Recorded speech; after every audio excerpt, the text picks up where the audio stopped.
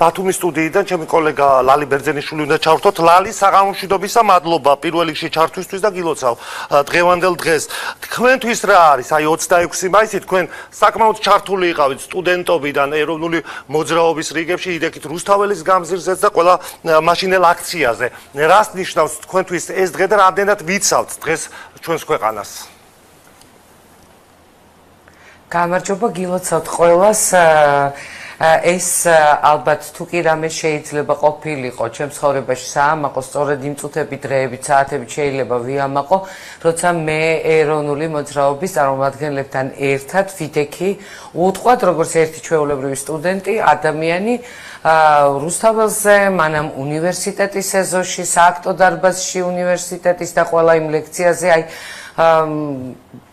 ისე დავრბოდით, მივდიოდით, ვიჩქაროდით, ვესწრაფვოდით, მოგვესმინა ლექციები სხვადასხვა ადამიანების, დისიდენტების, აკაკი ბაქრაძის და ასე შემდეგ.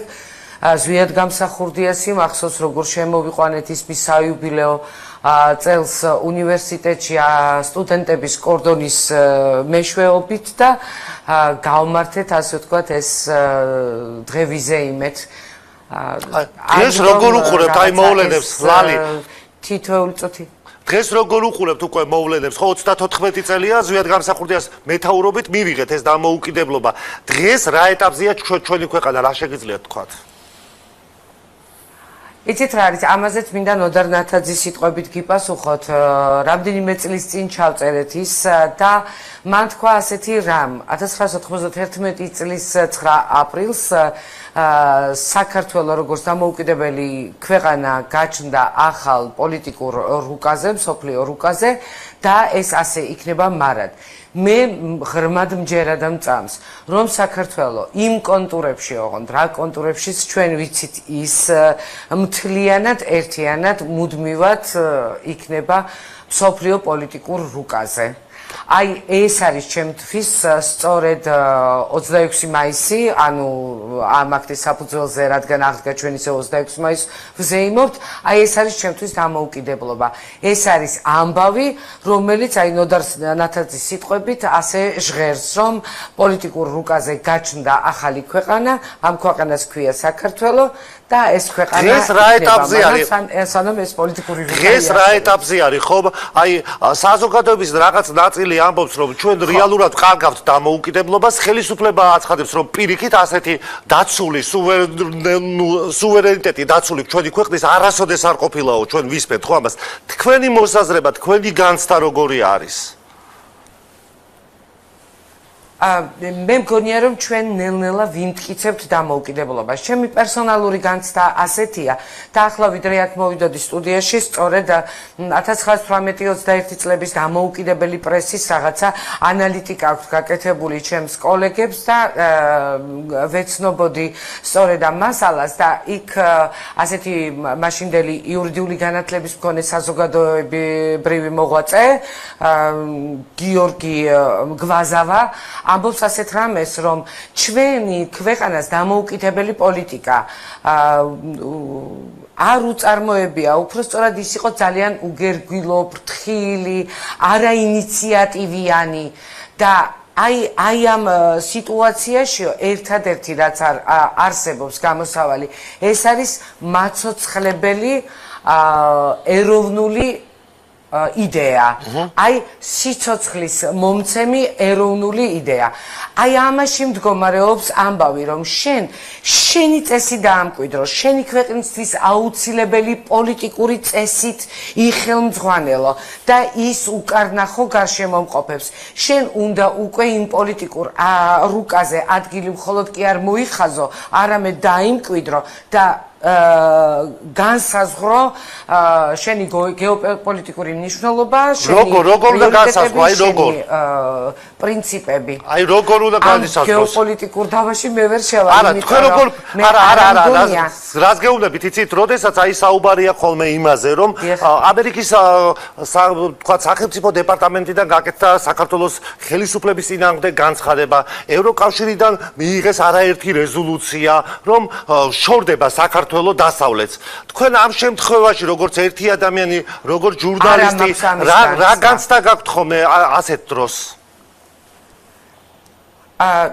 მოდით ისევ რაღაცა ისტორიას გადავავლოთ თვალი და რას ნიშნავს სხვისი კარნახით ცხოვრება. თქვა, ჩემთვის არ არის ეს პოლიტიკური განცხადებებია.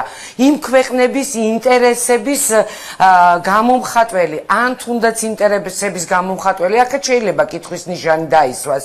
არის თუ არა ეს ჭეშმარიტად, თქვა, იმ ევროპის ხმა, რომელი ევროპისაც მე უნდა მესმოდეს და რომლისკენაც მე მივდივარ.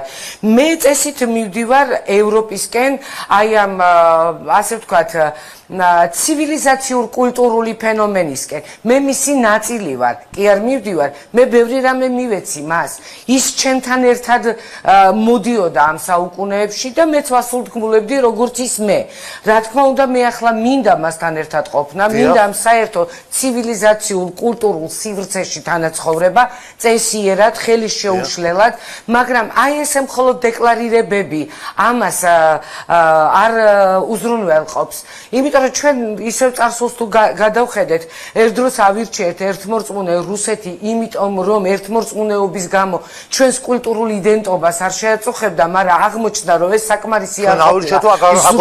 ზარხოსები მოდიოდნენ და ქართულ ეკლესიებს ღებავდნენ ბოდიში, აი მეც წამონცა. აი შიგნიდან ფრესკებს ანადგურებდნენ. ანუ შენ იდენტობის გამომსახველობით საშუალებებით მიღებულ ხელოვნების ნიმუშებს, შენს ნამდვილ არსს, შენს იდენტობას მაინც რაღაცნაირად ერჩოდნენ. იცით რა რაღაცა, აი საერთო მე ქრისტიანულ სივრცეში შენს მნიშვნელობას, შენს კულტურულ ჭეშმარიტ მონაწილეობას თითქოს აუფერულებდნენ, შლიდნენ. აი ამ წაშლის წინააღმდეგი უნდა ვიყოთ ნებისმიერი მხრიდან, საიდანაც არ უნდა მოდიოდეს ეს. აი ამიტომ კითხვის ნიშნებს სვამ, რა თქმა უნდა, ნებისმიერ ასეთი განცხადების გაანალიზებისას. იმიტომ რომ თუ მე დღეს ევროპა ჩემთვის რა არის? ევროპა არის არა გეოგრაფიული სახელდება, არამედ მეტაფორა, ხო, რომელშიც იგულისხმება უფლებების დაცვა, ადამიანის სიცოცხლის უფლების დაცვა, ქონების უფლების დაცვა და ყველა სიკეთე, რითაც ვთქვათ, კეთილდღეობა და ასე შემდეგ. თუ დღეს მე ვთქვათ, ვერ მივიღებ აი სწორ შეფასებებს ჩემს ქვეყანაში მიმდინარე პროცესებთან, მე ვეცდები, რომ კულტურულ ევროპას გავაგონო აი ეს სწორი ხმა, რომ მე უნდა შევინარჩუნო, ჩემი ინტერესები უნდა დავიცვა, ჩემი კულტურა უნდა დავიცვა, ჩემი იდენტობა უნდა დავიცვა და სწორედ აფხაზეთის პრობლემაზე საუბარი თქვენმა რესპონდენტმა ნახეთ როგორ დაიწყო. იქ სხვა პრობლემა იყო, იქ ნახევარი მოსახლეობისა რუსულენოვანი იყო. აი საიდან იწყება, ასე ვთქვათ, ბზარის შეტანა შენის უპატივცემულობაში. რატომ ლაპარაკობდა ნახევარი რუსულად? მე მესმის რომ ეს იყო საბჭოთა კავშირის მხრიდან ზეწოლა, მაგრამ აი დღესაც იგივეა. მე სხვა ენაზე არც ერთ ენაზე მე უნდა ვილაპარაკო ქართულთან პარალელურად სხვა ენაზე. აი ეს ჩემი იდენტობა უნდა დავიცვა, ჩემი კულტურული, ჩემი მცხეთა უნდა დავიცვა. მიუხედავად იმისა, რომ მე-6 საუკუნეში შეიძლება სხვა ქვეყნებს უფრო გრანდიოზული და მასშტაბური შენობა ნაგებობები აქვთ გაკეთებული და უფრო ადრეც, ხო? პირამიდები რო ვთქვათ მარტო, გაცილებით ადრე, ხო? ამიტომ აი ის ჩემია, ოღონდ აბსოლუტურად მე მგავს. ჩემი კულტურული გამოცდილების შედეგია. ეს არის ყველაზე მნიშვნელოვანი და ამისთვის მე რა მჭირდება? მჭირდება გარემო, სადაც მე შევქმნი ან განვაგრძობ ჩემს კულტურას, მის ისტორიას, რადგან ერი თავისი კულტურული აი წარსულით განისაზღვრება. მადლობა ლალი ბერძენიშვილს უსმენდით თქვენ ბათუმის სტუდიიდან და